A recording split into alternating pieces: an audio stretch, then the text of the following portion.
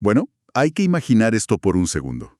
Un analista de conducta entra a un salón de clases que está súper bullicioso. Ajá, el típico escenario escolar. Exacto. Se sienta en una esquina, saca una tabla con cientos de casillas y se propone una misión que suena clínicamente rigurosa, pero que en realidad es una locura. ¿Qué intenta medir? Intenta contar cada vez que un estudiante parpadea durante una jornada escolar de 8 horas. Uy, no. Es la receta perfecta para un colapso, te lo aseguro. A la segunda hora el observador ya perdió la cuenta por completo. Totalmente. Tiene una migraña insoportable y, la hoja de registro es un desastre de garabatos inconexos. Y el estudiante, por supuesto, sigue parpadeando, ajeno a todo el drama. Tal cual. Y lo peor de todo es que esa hoja llena de errores va a terminar en un gráfico. Y bueno, ese gráfico va a dictar el futuro de un tratamiento. Lo cual es peligrosísimo. Sí. Entonces, ¿cuál fue el error fatal aquí? Pues que se eligió la herramienta de medición equivocada para el entorno equivocado. De eso se trata nuestro análisis profundo de hoy. Me encanta el tema. Vamos a sumergirnos en cómo medir la conducta humana sin perder la cordura en el intento. Y más importante aún, sin arruinar la intervención por recolectar datos basura. Y para poner esto en el contexto de quienes diseñan estos planes, estamos hablando de lo que exige el ítem C.9 de la lista de tareas para la certificación de analistas de conducta. Que es un punto crítico. Crítico. Y hay que aclarar algo vital. Esta certificación no es solo un título académico. Es la licencia profesional, digamos, el aval, que permite diseñar tratamientos que literalmente cambian vidas. Claro, hay una responsabilidad ética enorme. Exactamente. El objetivo central aquí es seleccionar un procedimiento de medición que obtenga datos verdaderamente representativos. Y lograr eso es como caminar por una cuerda floja. ¿Por qué lo dices? Porque hay que equilibrar la dimensión crítica de la conducta por un lado y las severas restricciones del entorno por el otro. Entiendo. Entonces, la misión en este análisis es extraer la lógica detrás de estas decisiones. No vamos a recitar fórmulas secas. Vamos a explorar los atajos mentales, las trampas comunes y el porqué clínico de cada herramienta. Me parece perfecto, porque seamos honestas y honestos, los datos son el único idioma objetivo que tenemos para saber si una intervención está ayudando a un ser humano. O si simplemente se está perdiendo tiempo y dinero. Tal cual. Si la medición nace rota, toda la casa se construye sobre arena. Pero a ver, antes de discutir cómo medir, hay un paso previo que, curiosamente, a menudo se ignora por completo. ¿Cuál es ese paso?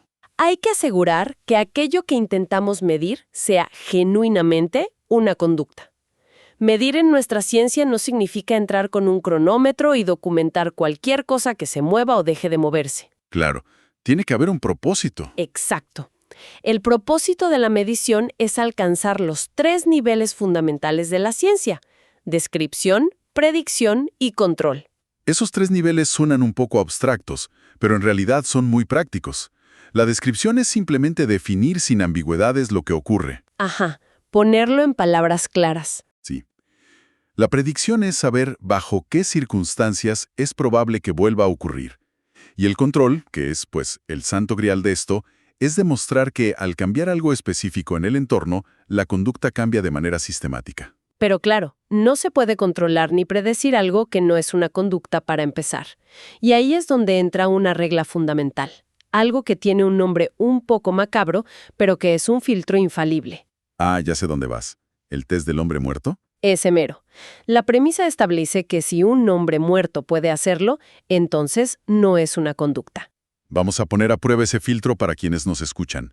Si alguien escribe en un plan que el objetivo es usar lentes, ¿un hombre muerto puede tener puestos unos lentes en un ataúd? Obvio. Por lo tanto, usar lentes falla el test. No es conducta. Otro ejemplo, ser empujado en el pasillo. Un hombre muerto definitivamente puede ser empujado en un carrito. Sí, es algo que le pasa al individuo, no algo que el individuo hace. Por el contrario, acciones como pulir el capó de un auto o sudar copiosamente por un esfuerzo físico. O levantar la mano para pedir la palabra. Exacto. Un hombre muerto no tiene la capacidad de hacer absolutamente ninguna de esas cosas. Pasan el test de inmediato. Son conductas reales, emitidas por un organismo vivo interactuando con su entorno. Espera, aquí quiero hacer una pausa y plantear un escenario real, porque esto choca de frente con lo que se ve en la práctica todos los días en las escuelas. A ver, cuéntame. El 90% de los planes de comportamiento en el sistema escolar tradicional incluyen objetivos como el alumno debe quedarse quieto en su asiento. Uy, el clásico error. Claro, porque según la lógica estricta del test del hombre muerto, medir si alguien está quieto es medir la nada misma. O sea, un hombre muerto es el campeón mundial de quedarse quieto. Sin duda. Entonces, ¿cómo se justifica decirle a todo un sistema educativo que quedarse quieto no sirve como objetivo medible? Pues se les dice porque nos sirve, así de simple. De hecho, es una de las trampas más peligrosas en el diseño clínico. Enfocarse en la ausencia de movimiento viola los principios fundamentales de nuestra ciencia. O sea, no se debe medir no hacer berrinches o quedarse quieto. Para nada. Lo que realmente se necesita es una definición operacional basada en la acción constructiva. ¿Y cómo se vería eso en el ejemplo del asiento? En lugar del ambiguo quedarse quieto, un profesional riguroso definiría la conducta como permanecer sentado con la espalda contra el respaldo, las manos sobre el escritorio y la mirada orientada hacia la pizarra. Ah, claro. Eso exige una respuesta activa. Exacto. Exige atención y postura, cosas que un hombre muerto jamás podría replicar. Esa pequeña reestructuración lo cambia absolutamente todo. Pasa de ser una métrica de control autoritario a una métrica de participación académica. Es un cambio de paradigma. Bien. Asumiendo que ya superamos el test del hombre muerto y tenemos una conducta activa y bien definida, el siguiente muro con el que chocamos es decidir qué aspecto exacto de esa conducta se va a medir. Porque toda conducta ocupa un lugar en el espacio y ocurre a lo largo del tiempo. A esas propiedades físicas se les llama las dimensiones del comportamiento. Y elegir la dimensión correcta es el núcleo de este desafío, ¿no? Totalmente. Tomar la decisión equivocada aquí garantiza que el gráfico resultante va a mentir. Va a proyectar una realidad paralela que no representa lo que el cliente realmente está viviendo. Vamos a aterrizar estas dimensiones para que queden clarísimas. La más intuitiva para cualquiera es la tasa o frecuencia. Que es básicamente un conteo a lo largo de un periodo de tiempo. Sí. Pensemos en alguien usando una aplicación de entrega de comida, digamos, pidiendo pizza a domicilio. Si queremos analizar ese comportamiento, pues no tiene ningún sentido medir cuántos segundos le toma a la persona presionar los botones en el teléfono. Sería información inútil. Exacto. Lo que importa es el conteo. ¿Cuántas veces hace un pedido en una semana? 3 veces por semana. 8 veces por mes. Ese es el ejemplo perfecto de lo que llamamos una operante libre. ¿Una operante libre? Sí, es una conducta que tiene un punto de inicio clarísimo y un final igualmente claro. Y además, cada instancia requiere más o menos el mismo esfuerzo y consume muy poco tiempo. Como abrir la app y pedir la comida. Tal cual, es casi idéntico cada vez que se hace. Para este tipo de conductas, la tasa, es decir, contabilizar las respuestas por unidad de tiempo, como por minuto o por hora, es por mucho el estándar de oro. Pero claro, si intentamos usar el conteo para todo, nos estrellamos contra la pared. Hay conductas donde la tasa es una métrica, pues, inútil. Así, y ahí entra la duración. Pensemos en hábitos como ver televisión o estudiar, o en escenarios clínicos serios como los berrinches y las crisis emocionales. Exacto.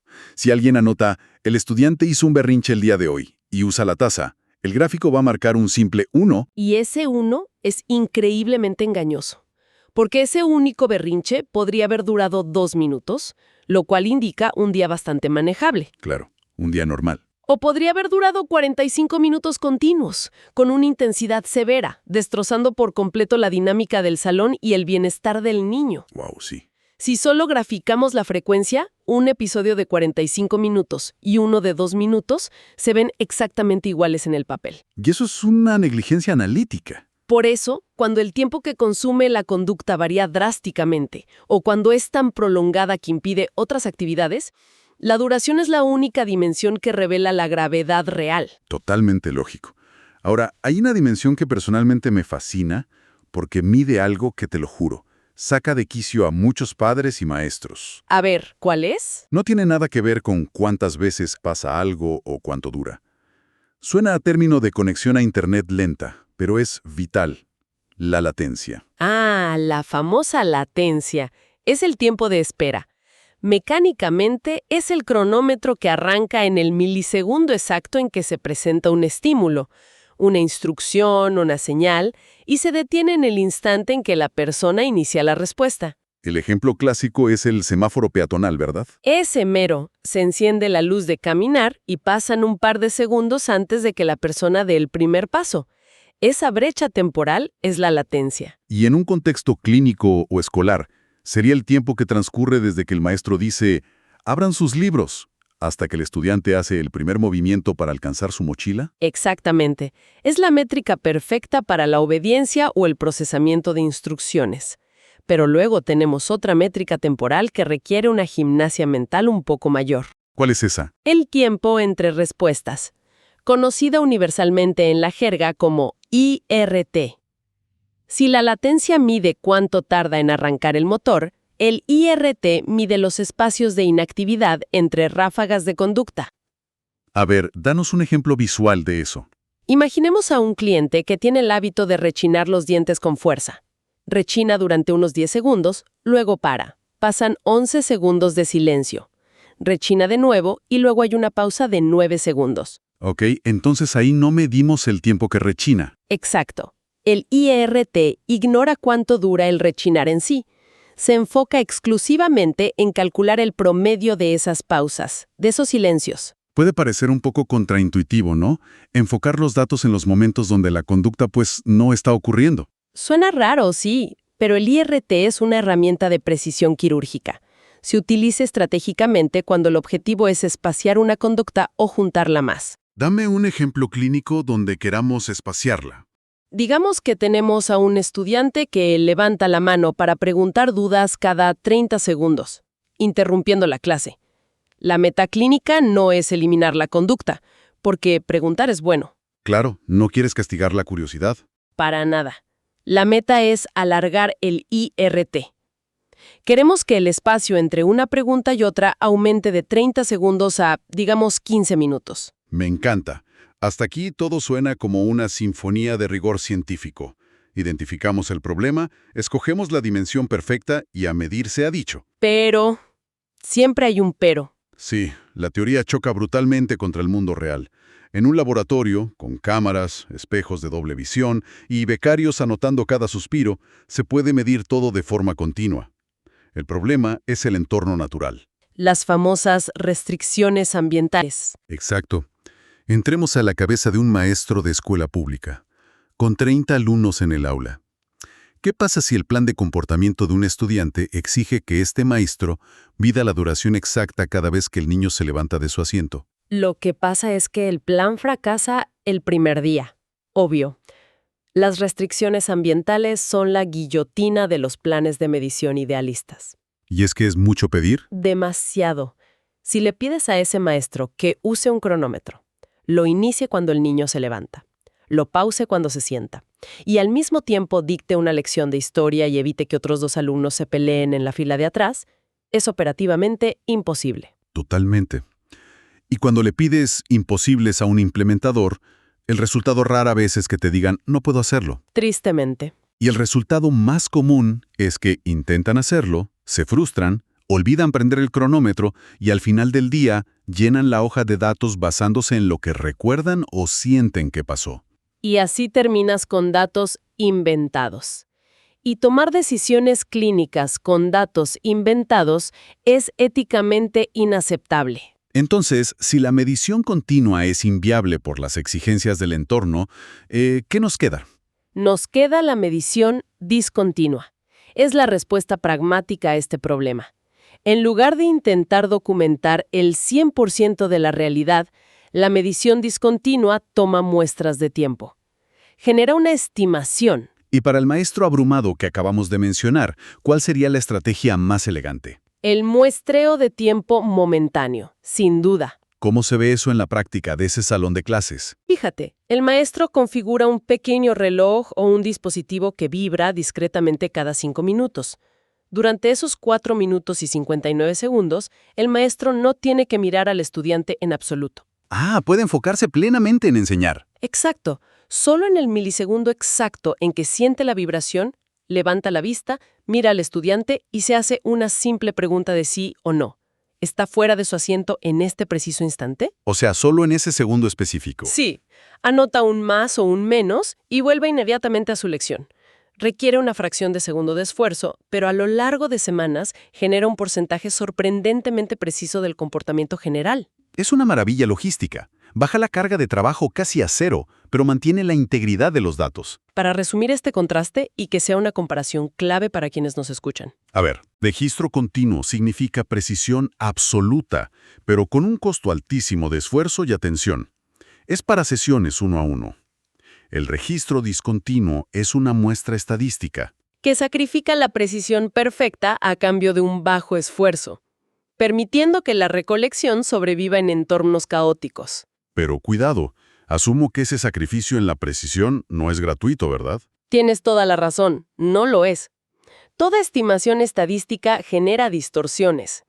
Cuando aplicamos la medición discontinua, estamos forzando la realidad a encajar en pequeños bloques de tiempo. ¿Y eso qué provoca? Crea lo que en el análisis de datos se conoce como artefactos. Un artefacto es una ilusión óptica en el gráfico. Es un dato que refleja más la forma en que se midió el comportamiento que el comportamiento en sí. ¡Wow! Esto es vital entenderlo porque literalmente engaña al ojo inexperto. Y a muchos profesionales también. ¿Te sorprendería? Vamos a desarmar cómo operan estos artefactos, empezando por el registro de intervalo parcial. Digamos que dividimos una hora de observación en intervalos de 1 minuto. ¿Cuál es la regla ahí? Aunque sea por un miserable segundo, el observador debe marcar todo el bloque de 60 segundos con una cruz gigante indicando que ocurrió. Ok, pensemos en la conducta de escupir. Si un individuo escupe una vez, lo cual toma tal vez 1,5 segundos al inicio del minuto 40, la regla obliga a marcar todo ese minuto como una ocurrencia. Así es. Y cuando un profesional revisa el gráfico al final de la semana, la visualización sugiere un volumen de conducta mucho mayor al que realmente sucedió. Por su propia estructura matemática, el intervalo parcial siempre sobreestima la duración de la conducta. Pero a ver, si sabemos con absoluta certeza que esta herramienta miente, o sea, que infla los números y hace que el problema se vea peor de lo que es, ¿por qué alguien elegiría usarla? Suena a mala ciencia. Parece contradictorio, pero en realidad es un exam hack gigante y una estrategia clínica profundamente conservadora y ética. Explícame eso. Piensa para qué tipo de conductas usaríamos esto. Conductas problemáticas o peligrosas que queremos reducir. Si un niño tiene episodios de autolesión, como golpearse la cabeza, queremos que nuestro sistema de alarma sea hipersensible. Ah, ya entiendo. Si el comportamiento ocurre aunque sea 1 segundo, quieres que el gráfico grite «problema». Exacto. La sobreestimación actúa como una red de seguridad. Garantiza que el equipo clínico no declare victoria prematuramente ni retire los apoyos antes de tiempo, asumiendo falsamente que el problema desapareció cuando aún hay destellos de él. Es fascinante. Usas la exageración matemática a tu favor para proteger al cliente. Ahora, si cruzamos al otro lado del espectro, tenemos el registro de intervalo completo. Ahí, las reglas de juego se invierten drásticamente. Claro. Para que el observador pueda marcar con una cruz ese intervalo de 1 minuto, el comportamiento tiene que ocurrir durante los 60 segundos completos, ininterrumpidamente. Así es. Si el estudiante está leyendo de manera independiente, concentrado, durante 58 segundos, pero levanta la vista 2 segundos para mirar un pájaro por la ventana, el intervalo se marca como negativo. 0 ocurrencias. Lo cual genera el artefacto exactamente opuesto. El intervalo completo penaliza brutalmente cualquier interrupción, por lo tanto subestima la ocurrencia de la conducta. El gráfico siempre mostrará números mucho más bajos de los que se perciben a simple vista en la sala. Y siguiendo la misma lógica, esta herramienta de subestimación se elige a propósito para conductas que queremos incrementar. ¿Como habilidades nuevas, concentración o juego cooperativo? ¿Y por qué queremos subestimar el progreso en una habilidad nueva? Porque queremos estar absolutamente seguras de que el cliente ha dominado la habilidad antes de pasar al siguiente nivel de dificultad. No queremos autoengañarnos pensando que ya sabe mantener la atención simplemente porque miró el libro un par de segundos. Es un estándar de rigor altísimo. Sí, el intervalo completo nos obliga a ser pesimistas con los datos. Nos obliga a decir, a menos que el cliente demuestre la conducta de manera sostenida e innegable, no lo voy a registrar como un éxito. De aquí sale un atajo mental crucial, casi una regla de supervivencia tanto para el examen de certificación como para el trabajo en el campo. A ver, dinos el atajo. Es la asociación automática que hay que hacer. Si la meta clínica es reducir una conducta dañina, la estrategia es el intervalo parcial, porque queremos ser sensibles al más mínimo indicio. Ajá. Si la meta clínica es aumentar una habilidad, la estrategia es el intervalo completo, porque exigimos una prueba contundente. Es una excelente forma de estructurarlo mentalmente. Pero ojo, todo este andamiaje conceptual sobre intervalos y dimensiones se desmorona si ignoramos la dimensión ética de nuestra profesión. Claro, el código ético siempre está presente. Hay un concepto clave que exige que nuestras intervenciones sean tecnológicas. Eso significa que deben estar descritas con tal claridad y viabilidad que cualquier otra persona capacitada pueda replicarlas en el entorno real. Y esto nos devuelve al punto de partida. Si diseñas un sistema de recolección de datos hiperdetallado, exigiendo tiempos en milisegundos, y le entregas esa hoja a unos padres que están lidiando con 3 hijos, cocinando la cena y agotados por el trabajo, ese plan no es tecnológico. No, es una fantasía académica. Peor aún, es una barrera para el tratamiento. Obligar al ecosistema del cliente a implementar un sistema de medición que excede sus recursos no solo es inútil, es una violación ética. Estás forzando al humano a encajar en la rigidez de la ciencia. Exactamente. Si los datos no se pueden tomar de manera sostenible, el plan de intervención es defectuoso desde su raíz, por muy elegante que se viera en el escritorio. Lo cual nos lleva a la gran conclusión de esta inmersión profunda. Comprender la medición conductual, equilibrar la dimensión de la conducta con las restricciones ambientales, no es un mero trámite administrativo. Para nada. Es convertirse en verdaderos arquitectos de la realidad que va a guiar todo el tratamiento. La diferencia entre ser alguien que simplemente llena casillas en una tabla y un profesional de alto nivel radica en la conciencia de estas herramientas. Un profesional de alto nivel entiende que la hoja de datos no es un espejo perfecto de la realidad, es una lente. Una metáfora perfecta. Y dependiendo del grosor y la curvatura de esa lente, ya sea duración, intervalo parcial o muestreo momentáneo, la imagen final se distorsiona. Tomar decisiones clínicas que alteran trayectorias de vida requiere saber exactamente a través de qué lente se está mirando. Y para dejar una última pieza en el tablero, algo para masticar mucho después de que termine esta discusión. Pensemos en esto. Te escuchamos. Si entendemos de forma irrefutable que nuestras herramientas de medición literalmente moldean la forma de los gráficos, y son esos mismos gráficos los que deciden si un seguro médico sigue financiando la terapia o si se retira el apoyo escolar a un niño. Las consecuencias son enormes. Exacto. ¿Cuántas veces en la historia clínica una supuesta falta de progreso o un estancamiento ha sido en realidad nada más que el reflejo de un procedimiento de medición mal seleccionado desde el día 1? Me da escalofríos pensarlo.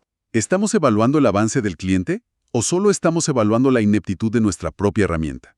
A seguir cuestionando los datos, a revisar las definiciones y sobre todo a nunca dar un solo gráfico por sentado.